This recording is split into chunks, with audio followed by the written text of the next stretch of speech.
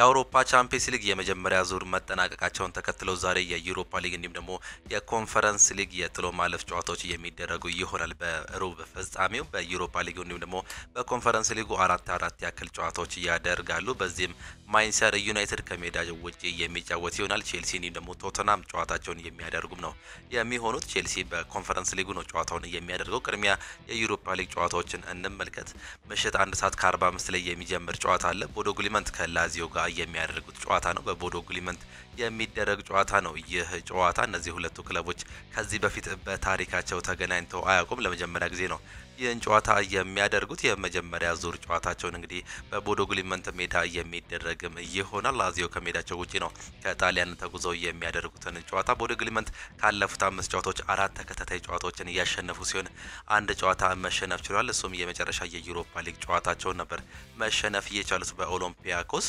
ላዚዮችን ስንመለከት ላዚዮ ካለፉት 5 ጨዋታዎች 3ቱን አቻ የወጣ ሲሆን አንዱን አሸንፎ በአንዱ መሸነፍ ችሏል። የመጨረሻ ጨዋታውን ግን በሜዳውና ከሜዳቸው ውጪ ያደረጉትን ጨዋታ አታላንታን ማሸነፍ ችሎ ነበር። ዛሬ ደግሞ በዩሮፓ ሊግ የሩብ ፍጻሜ ጨዋታዎች የሚያደርጉ የሚሆነው ሌላው የቶተናምና የኢንትራንክ ፍራንክፈርት ጨዋታ ነው። በቶተናም ስቴዲየም የሚደረግ ይህ ጨዋታ የምንመለከተው ይሆናል። እነዚህ ሁለቱ ክለቦች በአጠቃላይ 4 ጊዜ በታሪካቸው ተገናኝተው ነበር። ቶተናም ሆትስፐር ሁለቱን ያሸነፈ ሲሆን አንድ ጊዜ ኢንትራንክ ፍራንክፈርት አንድ ጊዜ ደግሞ አቻ መውጣት ችለው ነበር። ለመጨረሻ ጊዜ የተገናኙት በሻምፒየንስ ሊጉ በ2022 ነበር። በዛም በዚቹ በቶተናም ስቴዲየም ያኔ በርግጥ ዋይት ሃርት ሌን ላይ የሚደረግ ጨዋታ ነበር። በዛም 3-2 አሸንፈው ነበር ማጠናቀቅ የቻሉት ቶተናም ሆትስፐሮች። በዛ ጨዋታ ላይ ሶን ሆንግሚን ሃሪኬን 2 ጎሎችን በማስቆጠር እንግዲህ አጠቃላይ በ3 ጎል ልዩነት ማሸነፍ ችለው ነበር።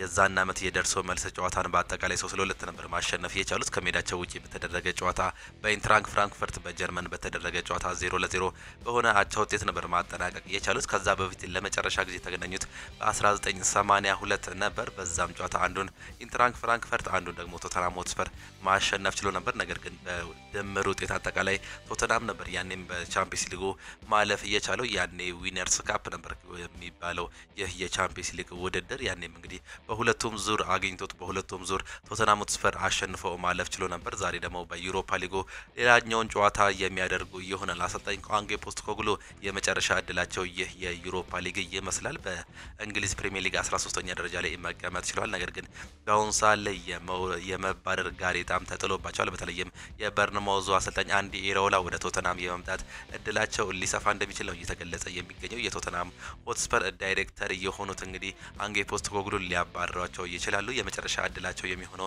ይህ የዩሮፓ ሊግን የማሸነፍ ጋሬጣ ብቻ ነው የሚኖራቸው። ይህንንም ደግሞ ለማሳካት እንሄዳለን ሲሉ ነው አሰልጣኝ አንጌ ፖስተኮግሉ መናገር የቻሉት። በ2 አመት ውስጥ አንድ ዋንጫ የማሳካት ልምድ አለኝ የሚሉት እኚሁ አሰልጣኝ በሁለተኛ አመታቸው ይህንን ዋንጫ ያሳኩ ይሁን የምንመለከት ነው የሚሆነው። የመጨረሻ 5 ጨዋታቸውን ስንመለከት ቶተናም ካለፉት 5 ጨዋታዎች 2ቱን አሸንፎ 2ቱን ተሸንፎ አንዱን አቻ መውጣት ችሏል። ኢንትራንክ ፍራንክፈርትን ደግሞ ስንመለከት ካለፉት 5 ጨዋታዎች 3ቱን አሸንፎ በሁለቱ መሸነፉን ነው ስታቲክሱ የሚያመላክተን። በጉዳት ምክንያት የማይገኘው የቶተናም ተጫዋቾችን ስንመለከት ኬቨን ዳንሶ እንዲሁም ደግሞ ክልዞቬስኪ ናቸው።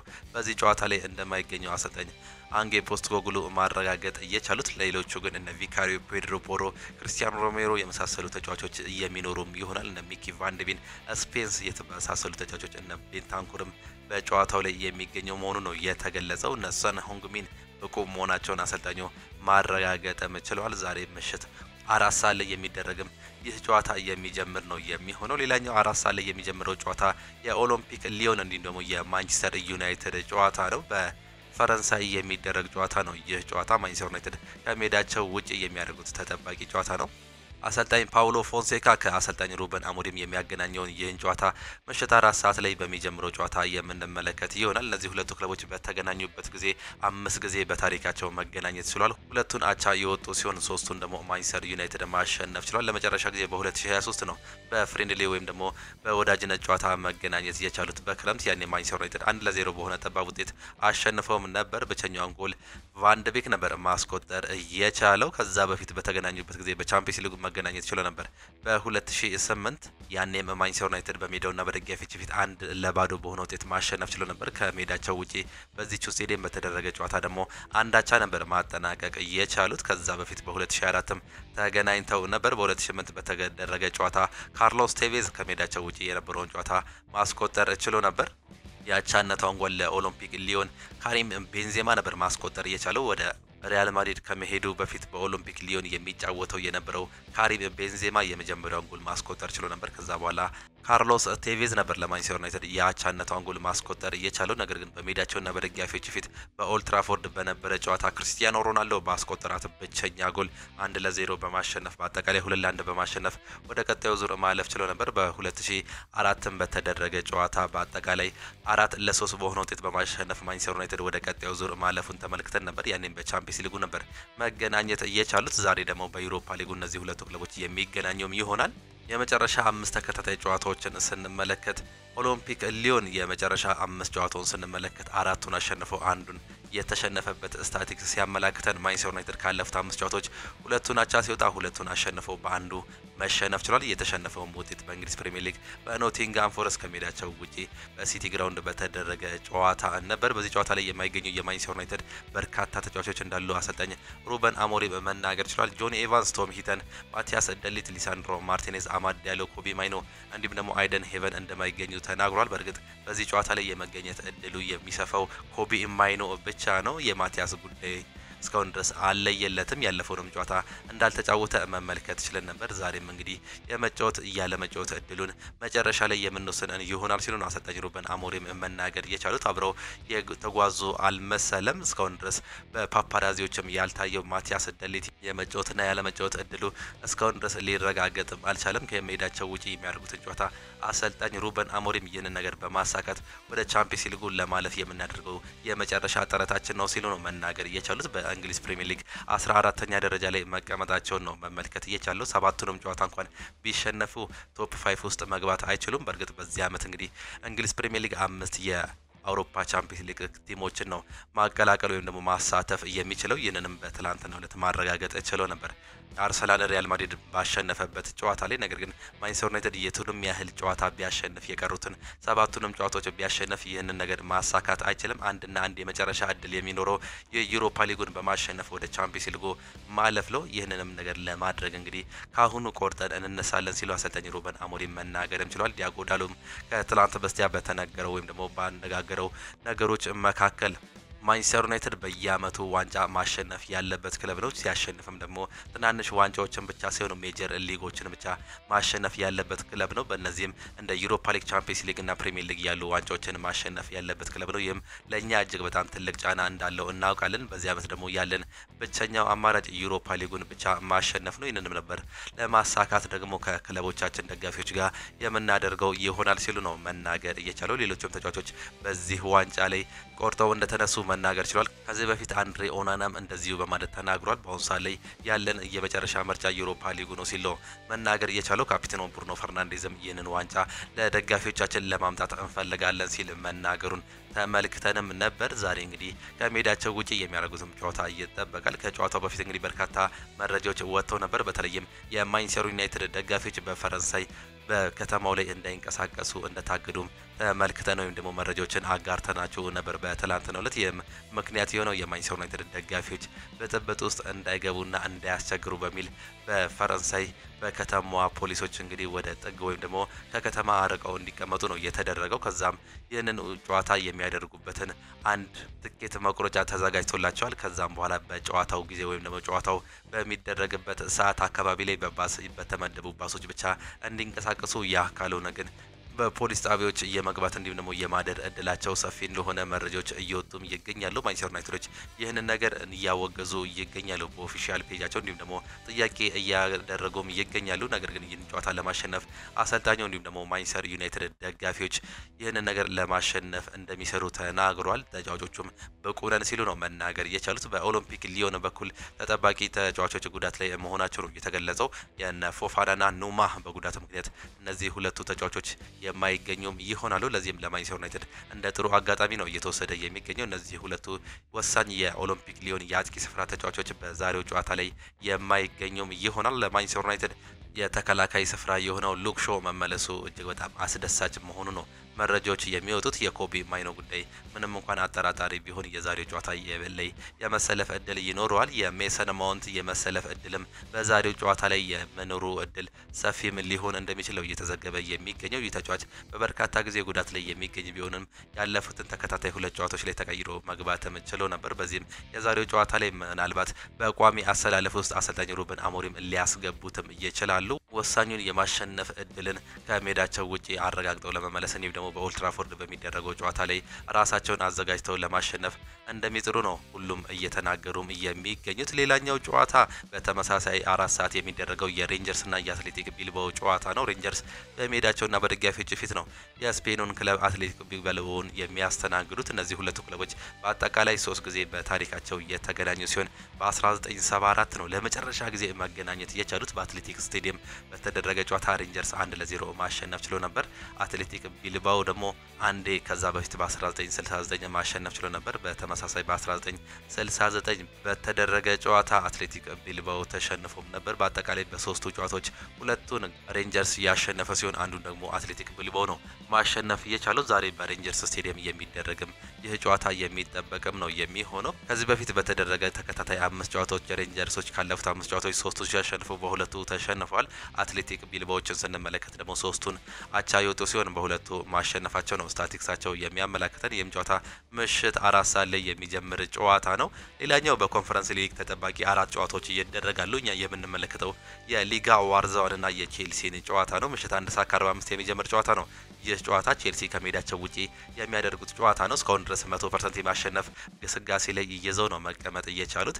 ያለፉትን ተከታታይ ጨዋታዎች ማሸነፍም ችሎ ነበር ቼልሲዎች። ዛሬ ደግሞ ከሜዳቸው ውጪ ከሊጋ ዋርዛዋ ጋር በኮንፈረንስ ሊጉ በሩብ ፍጻሜ የሚደረግ ጨዋታ ነው። አሰልጣኝ ኤንዞ ማሬስካ ኮንፈረንስ ሊጉን እናሸንፋለን ሲሉ እየተናገሩም ይገኛሉ። በእርግጥ ይህ ዋንጫ ደጋፊዎች በቂ አይደለም። ቻምፒየንስ ሊጉንም ማሳካት አለብን። የቻምፒየንስ ሊግን ቦታ ማግኘት አለብን። ግን ይህንን ዋንጫ በማንሳት የመጀመሪያ ዓመታችንን በአንድ ዋንጫ ማጠናቀቅ እንፈልጋለን ሲል አሰልጣኝ ኤንዞ ማሬስካም ተናግሯል። እነዚህ ሁለቱ ክለቦች ከዚህ በፊት በታሪክ ተገናኝተው አያውቁም። የመጀመሪያ ጨዋታቸው ነው የሊጋ ዋርዛዋና የቼልሲ ጨዋታ። ዛሬም እንግዲህ ምሽት 1 ሰዓት ከ45 ላይ የሚጀምረውን ጨዋታ የምንመለከት ይሆናል። በዚህ ጨዋታ ላይ የማይገኘው የቼልሲ ተጫዋቾችን ስንመለከት ማርክ ጉዩ በጉዳት ምክንያት በዛሬው ጨዋታ ላይ የማይገኝ ይሆናል። ነገር ግን እነ ኮል ፓልመር በዝግጁ መሆናቸውን አሰልጣኙ ማረጋገጥም ችሏል። ከዚህ በፊት በተደረገ የተከታታይ 5 ጨዋታዎች ቼልሲዎች ካለፉት 5 ጨዋታዎች 3ቱን ያሸነፉ ሲሆን አንዱን ተሸንፈው አንዱን አቻ መውጣት ችሏል።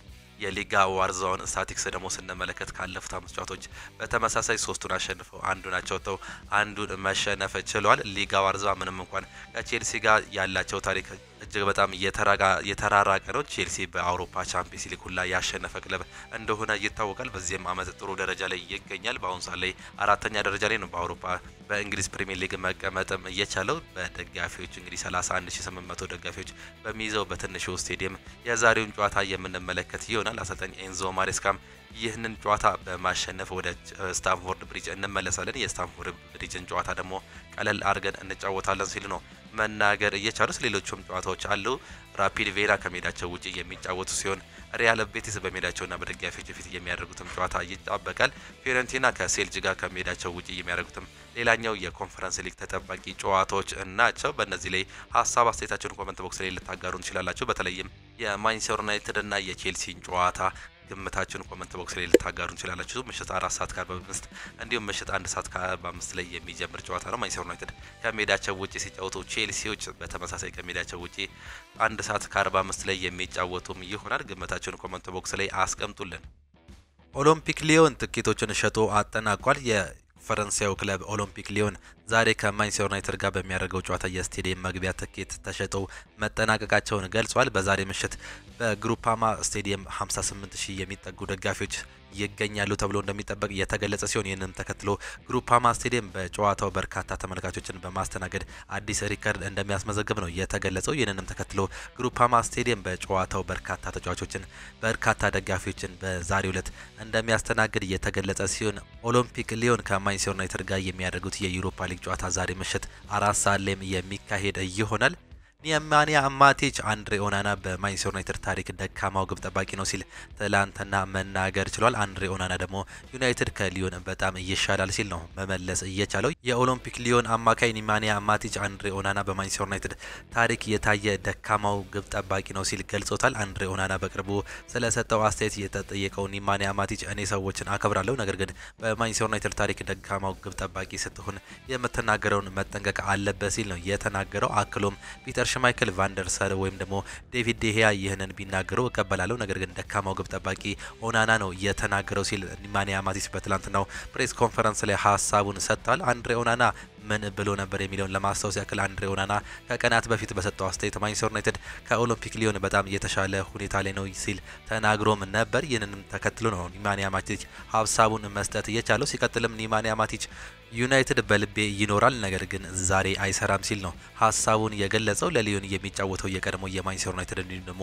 የቼልሲ ተጫዋች ኒማንያ ማቲች ማንቸስተር ዩናይትድ ሁልጊዜም በልቡ እንደሚኖርም ገልጿል። ማንቸስተር ዩናይትድ ስትወክል ሁሌም ከፍተኛ ጫና አለበት እንዲሁም ደግሞ ኩራት ይሰማሃል ሲል ሀሳቡን የገለጸ ሲሆን ዩናይትድ ከትልቅ ክለቦች ውስጥ አንዱ እንደሆነ ይሰማሃል። ክረምት ላይ ወደ አሜሪካ እንዲሁም ደግሞ እስያ ስታመራ በርካታ ደጋፊዎች ያለው የዓለማችን ክለብ መሆኑን ታያለ ሲል ኒማንያ ማቲች በፕሬስ ኮንፈረንሱ ላይ ሀሳቡን ሰጥቶ ነበር። ከዛም በኋላ ዩናይትድ በልቤ ውስጥ አለ ያለው ኒማንያ ማቲች ነገር ግን ዛሬ ይህ ነገር አይሰራም፣ በዛሬው ዕለት ማሸነፍ ይጠበቅብናል ሲል ነው መናገር እየቻለው። ሩበን አሞሪም ቡድኑን ለማሻሻል ጊዜ ያስፈልገዋል፣ ነገር ግን እንደሚያደርገው እርግጠኛ ነኝ፣ ደጋፊዎች ትዕግስት ያስፈልጋቸዋል ሲል ሀሳቡንም ገልጿል። አንድሬ ኦናና እኔ ቢያንስ አንድ ዋንጫን አሸንፍ ያለው ሲል መልስ መስጠትም ችሏል። ካሜሩናዊው የማንቸስተር ዩናይትድ ግብ ጠባቂ አንድሬ ኦናና ቢያንስ አንድ ዋንጫ አሸንፍ ያለው ሲል ለኒማንያ ማቲች ምላሽም ሰጥቷል። በኤክስ ወይም ደግሞ በትዊተር ማህበራዊ ድረገጹ ላይ መልእክቱን ያጋራው አንድሬ ኦናና ለሌላ ክለብ በጭራሽ ንቀት አይቼ አላውቅም፣ ዛሬ ከጠንካራ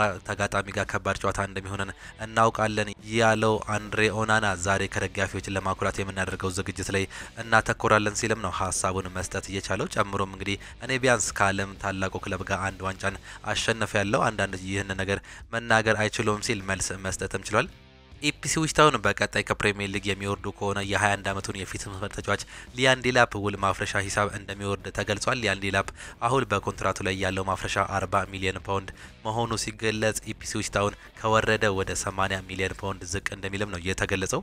ተጫዋቹ በሚቀጥሉት ክረምት የተጫዋቹ የዝውውር መስኮት የማንቸስተር ዩናይትድ ኢላማ ስለመሆኑ መዘገቡ አይዘነጋም። በተጨማሪ የምዕራብ ለንደኑ ክለብ ቼልሲ የተጫዋቹ ፈላጊ ክለብ መሆኑም ተዘግቧል። ኢፕስዊች ታውን በአሁኑ ሰዓት ላይ በ20 ነጥቦች 18ኛ ደረጃ ላይ መቀመጥም ችሏል። ይህንም ተከትሎ ማንቸስተር ዩናይትድ እንዲሁም ደግሞ ቼልሲዎች እንደሚፈካከሩበት ነው መረጃዎች እየወጡት። በመጨረሻው የሜዳ ክፍል ጥራት እንደሚጎለን ግልጽ ነው። ሆኖም ስለ ጥራት ስናወራ ስለ ተጫዋቾች የግል ብቃት እያወራው አይደለም። ይልቁንስ የማወራው እንደ አጠቃላይ ቡድናችን በመጨረሻው የሜዳ ክፍል ላይ የጨዋታ ግንዛቤ አናሳ መሆኑን አስመልክቶ ነው። እንደ ቡድን በደንብ መጫወት ይጠበቅብናል፣ ማወቅም ይገባናል። ተጫዋቾቻችን አሁን ላይ እኛ በምን መንገድ እንደምንጫወት ያውቃሉ። ለምሳሌ አሌሃንድሮ ጋርናቾ በክንፍ መስመር ላይ ቀኝ እግሩን እንዴት እንደሚጠቀም ግንዛቤ አላቸው። በግል ተጫዋቾቻችን ብቃት ጨዋታዎችን ማሸነፍ እንደምንችል ግልጽ ነው። ስለዚህ እንደ ቡድን ጠንካራ መሆን ግልጽ ነው። የጨዋታ እቅድ እንዲሁም ደግሞ መያዝ እንዲሁም ከሜዳ ላይ ያሉ ጥራት ያላቸው ተጫዋቾች ማስመዝገብም ይኖርብናል ሲል አሰልጣኝ ሩበን አሞሪም ሀሳቡን ሰጥቷል። አሰልጣኝ ሩበን አሞሪም ከማንቸስተር ዩናይትድ እንዲሁም ደግሞ ሊዮን ጨዋታ በፊት በዛሬው ዕለት ለሚደረገው ጨዋታ ጋዜጣዊ መግለጫ ሰጥተው ነበር። በትላንትናው ዕለት ምን ሀሳባቸውን አነሱ የሚለውን ስንመለከት በዩሮፓ ሊጉ ጥሩ ሆነን በፕሪሚየር ሊጉ ደካማ እንቅስቃሴ እያሳየን ያለንበት ምክንያት ተክቲካዊ ነው ብዬ አላምንም ሲል የገለጸ ሲሆን እኛ በዓለም ምርጡ ሊግ ላይ ነው የምንጫወተው የምንገኘው። እናም ከዩሮፓ ሊጉ ጭምር ከፍ ያለ ስሜት እንደሚታወልበት ውድድር የፕሪሚየር ሊግ እንደሆነ ግልጽ ነው። ዩሮፓ ሊጉን የማሸነፍ ጫና እንዳለብን እናውቃለን። ሆኖም ሌሎች ዋንጫዎችን ማሸነፍ በዚህ ክለብ የሚጠበቅ ነው። በቀጣዩ ዓመት በሻምፒየንስ ሊጉ መሳተፍ ከፈለግ ይህን ዋንጫ ማሳካት እንዳለብን እናውቃለን። የዩሮፓ ሊግ ዋንጫውን ማሸነፍ ወሳኝ ነገር ነው፣ የመጀመሪያ እና ቀዳሚው ኢላማችንም ነው ሲል ነው የተናገረው። ጆሹዋ ዚርክዜ በሁለተኛው መመዘኛ በዚህ ሂደት በደንብ እየተሻለ ይገኛል። እናም አሁን ላይ ይበልጥ ራሱን በመውደድ እንዲሁም ደግሞ ራሱን ተጠቃሚ ማድረግ አለበት ብዬም አስባለሁ። ባለፉት ጨዋታዎች እንደ 10 ቁጥር እየተጫወተ ይገኛል። በዚህ ቦታ ላይም ጥሩ እያደረገ ነው የሚገኘው። የአንድሬ ኦናናን ሙሉ ንግግር ብትመለከቱ እሱ ለማለት የፈለገው የተለየ ነገር እንደሆነ መረዳት ችያለሁ። ሊዮን ጥሩ ቡድን እንዲሁም ደግሞ አንዳንድ ጊዜ ሰዎች ለአስተያየታቸው ጥቂት ነገሮች ብቻ በመውሰድ ሌሎች በተሳሳተ መንገድ እንዲወስዱት ማድረግ ይሞክራሉ። ነገር ግን ሊዮን ጥሩ ቡድን እንደሆነ ሀሳቡን መስጠት ችሏል። ሆኖም ከማቲች ጋር ስለተፈጠረው ነገር አውቃለሁ፣ ማቲችም በደንብ አውቀዋለሁ፣ እናም እጅግ ጥሩ ሰው ነው ሲል ነው እየተናገረው። በማቲችና ኦናና መካከል የተደረጉት የቃላት ምልልሶች በዛሬው ጨዋታ ላይ ተጽዕኖ አይኖራቸውም። የኦናና ንግግር በደንብ በተመለከቱት ሊዮን ጥሩ ቡድን መሆኑን ገልጿል። እናም በእርሱ ላይ የተሳሳተ ግንዛቤ እንዳለ ግልጽ ነው። አንድሬ ኦናና የዛሬውን ጨዋታ በቋሚነት እንደሚጀምር ላረጋግጥ ገጥላቸው እወዳለሁ ሲል ነው የተናገረው። አልታይ ቤንደር አሁን ላይ ወደ ልምምድ ተመልሷል እና በአሁኑ ሰዓት ላይ ለቡድናችን ግልጋሎት መስጠት የሚችሉ 2 ግብ ጠባቂዎችንም አለን ሲል ስለ ሁለቱም በረኞች ሀሳቡን ሰጥቷል። በኮቢ ማይኑ ላይ ብዙ ተሰጥኦችን እንመለከታለን። ሆኖም አሁን ላይ መሻሻል እንዳለበት እናምናለን። ፍጥነቱን ደግሞ በቢልድ አፕ ወቅት ሊያሻሽላቸው የሚገቡ ነገሮች አሉ። እነሱም ከሳጥን አጠገብ ሲጫወት ደግሞ እጅግ በጣም ድንቅ ተጫዋች ነው። ማቲያስ ደሊት በእግሩ ላይ ጉዳት አስተናግዷል። በእርሱ ላይ ምርመራዎችን ለማድረግም እየሞከርን እንገኛለን። እናም እሱ መቼ እንደሚመለስ ግንዛቤ የለንም፣ አናውቅም ሲል ተናግሯል። በኮቢ ጨዋታ ላይ የተሳትፎ ዙሪያ ጠንቃቃ ልንሆን ይገባናል። ሆኖም እሱ በመመለሱ እንዲሁ ባለበት ወቅታዊ አካል ደስተኞች ነን ሲል ነው ሀሳቡን የገለጸው። በማንቸስተር ሲቲው ጨዋታ በደንብ እየተደራጀን ቡድን እንደነበረን ግልጽ ነው። ጨዋታዎችን ለማሸነፍ የሚያስችሉን በቂ የግብ እድሎችንም ፈጥረንም ነበር። በስቴዲየሞቻችን የነበሩ ደጋፊዎች ጨዋታውን ለማሸነፍ ከፍተኛ ፍላጎት እንደነበር እንዲሁም ደግሞ ይህንን ለማድረግም ከፍተኛ ጥረት ማድረጋችንን ያውቃሉ። በዛሬው ጨዋታ ሊፈጠሩ የሚችሉ አንዳንድ ነገሮችን ዝግጁ መሆን ይገባናል። ለጨዋታው ጥሩ መልክ ተዘጋጅተናል። በዛሬው ጨዋታ በአካል እንዲሁም ደግሞ በአእምሮ ንቁ ሆነን ከተገኘን ጨዋታውን እናሸንፋለን። እኔ ሁልጊዜ የቡድን አጋሮችን ለመርዳት እሞክራለሁ። አሁን ላይ ዋነኛው ትኩረቴ ለዚህ ቡድን እያንዳንዱን ጨዋታ በቋሚነት መጀመር ነው። የነገውን ጨዋታ ለማሸነፍ ያንን ሁሉ እንሰጣለን። ውድድሩን ለማሸነፍ ይህንን የመጀመሪያውን ዙር ማለፍ አለብን ሲል ዲያጎ ዳሎም ጨምሮ ተናግሯል። አርሰናል ኒኮ ዊሊያምስ አሁን ላይ ሙሉ ትኩረቱ አትሌቲኮ ቢልባኦ ላይ ነው።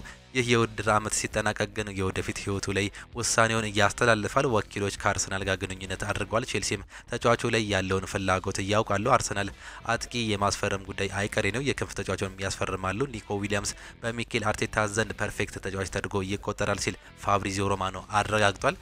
ሚኬል አርቴታ ምርጡ ተከላካያችን ጋብሪኤል ማጋሬዝ ለ4 ወራት አጣን፣ ከዛ ኪቪር ደግሞ ሜዳ ገባ። እንዲሁም ደግሞ አሁን ላይ እያበረከተንን ያለውን ምርጡን ብቃቱን እያሳየን ይገኛል። እሱን ልናደንቀውም ይገባል ሲል ከጨዋታው በኋላ ተናግሮም ነበር።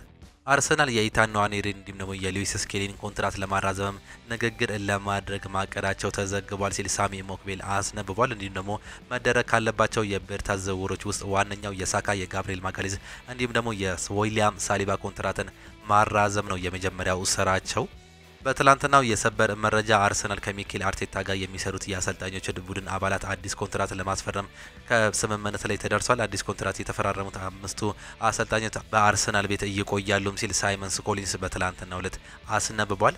ማይክል ሉዊስ ስኬሊ እንዲሁም ደግሞ ኢታን ንዋኔሪ አዲስ የኮንትራት ጥያቄ አሁን ላይ ተዘጋጅቷል። እናም የካቲት ወር ጀምሮ ንግግሮች እየተካሄዱ መሆኑን ፋብሪዚዮ ሮማኖ በትላንትናው ዕለት ያረጋገጠ ሲሆን አርሰናል አዲስ ኮንትራት ጉዳይ ከኢታን ንዋኔሪ ጋር ተነጋግሯል። እናም ምንም ጥያቄ አልቀረበም። እናም ወደ መደበኛ ውይይቶች የሉም፣ ግን የኮንትራቱ ጉዳይ በቅርብ እየታየ ይገኛል። የ18 ዓመቱ ልጅ በዚህ ክረምት የመጨረሻ ዓመት ኮንትራት ላይ ነው የሚገኘው። አርሰናል በተጨማሪ ከሉዊስ ስኬሊ እንዲሁም ደግሞ የኮንትራት ንግግር ጋር ጀምሯል ሲል ሳሚ ሞክቤል ማረጋገጥም ችሏል።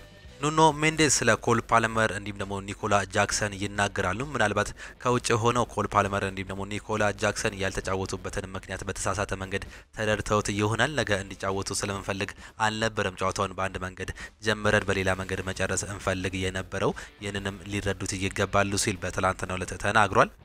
ሊቨርፑል የተጫዋቾቹን ውል ያራዝማል። የመርሲሳይዶ ክለብ ሊቨርፑል የመሐመድ ሳላህን እንዲሁም ደግሞ የቨርጅል ቫን ዳይክን ኮንትራት ለማራዘም መቃረባቸው መገለጹ አይዘነጋም። አሁን ላይ መሐመድ ሳላህ በሊቨርፑል ቤት ውሉን ለማራዘም የመጨረሻ ምዕራፍ ላይ እንደሚገኝም ተገልጿል። እንዲሁም ደግሞ ኔዘርላንዳዊ የተከላካይ ስፍራ ተጫዋች ቨርጅል ቫን ዳይክ ውሉን ለማራዘም መቃረቡ ነው የተገለጸው። ሊቨርፑል ሁለቱንም ተጫዋች በቀጣይ የውድድር ዘመን በክለቡ ለማቆየት ውላቸውን የማራዘቡ በቅርብ ይፋ እንደሚደረግ ነው የሚጠበቀው። ግብጻዊ የፊት መስመር ተጫዋች መሐመድ ሳላህ በሊቨርፑል ቤት የ2 ዓመት ኮንትራት እንደሚፈርምም ነው የተገለጸው።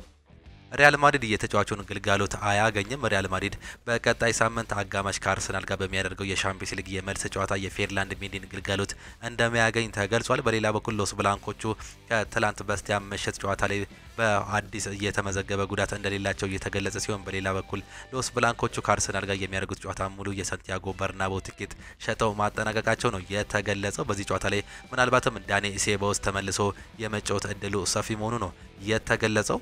ዳይናሞ ዛግሬብ ፋብሪዮ ካናቫሮን አሰናበተ። የቀድሞ የሪያል ማድሪድ እንዲሁም ደግሞ የጁቬንቱስ የተከላካይ ስፍራ ተጫዋች የነበረው ፋብሪዮ ካናቫሮ ከዳይናሞ ዛግሬብ አሰልጣኝነት መሰናበቱ ይፋ ተደርጓል። የ51 ዓመቱ የቀድሞ ጣሊያናዊ ተከላካይ ፋብሪዮ ካናቫሮ በቅርብ የክሮኤሽያን ክለብ ዳይናሞ ዛግሬብን በዋና አሰልጣኝነት መረከቡ ይታወሳል። አሁን ላይ ዳይናሞ ዛግሬብ እያሳየ የሚገኘው ደካማ እንቅስቃሴ ተከትለው አሰልጣኝ ፋብሪዮ ካናቫሮ ከ4 ወራት ቆይታ በኋላ ከኃላፊነትም ተሰናብቷል። ዳይናሞ ዛግሬብ ካለፉት 7 ጨዋታዎች ማሸነፍ የቻለው 2ቱን ብቻ መሆኑ የተገለጸ ሲሆን የ25 ጊዜ የሊጉ ሻምፒዮና ዳይናሞ ዛግሬብ በሊጉ 46 ነጥቦችን በመሰብሰብ 3ኛ ደረጃ ላይ መቀመጥም ችሏል።